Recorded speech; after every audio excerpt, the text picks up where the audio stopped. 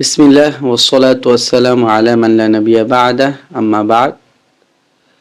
এক ভাই আমাকে প্রশ্ন করেছে, হুজুর বাথরুমে ওযু করলে ওযু হবে কিনা?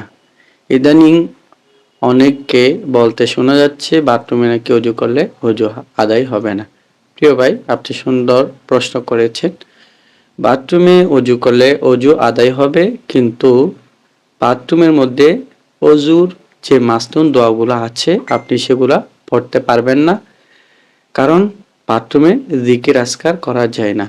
এখানে আরেকটা বিষয় হচ্ছে, আপনি মাসনুন দোয়াগুলো মুখে উচ্চারণ করে পড়তে পারবেন না, কিন্তু মনে মনে পড়তে পারবেন, তাতে অসুবিধা নেই।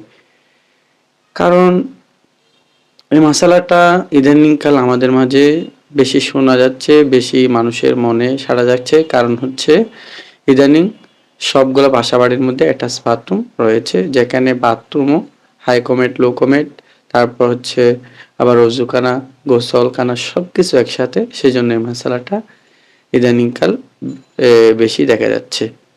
তো এই মশালাটার সমাধান রদ্দুল মুখতারের মধ্যে আসছে, প্রথম খণ্ডে কিতাবুত তাহারা নামে একটা ভাব আছে, ওইভাবে আসছে। আশা করি আপনি উত্তরটা পেয়েছেন।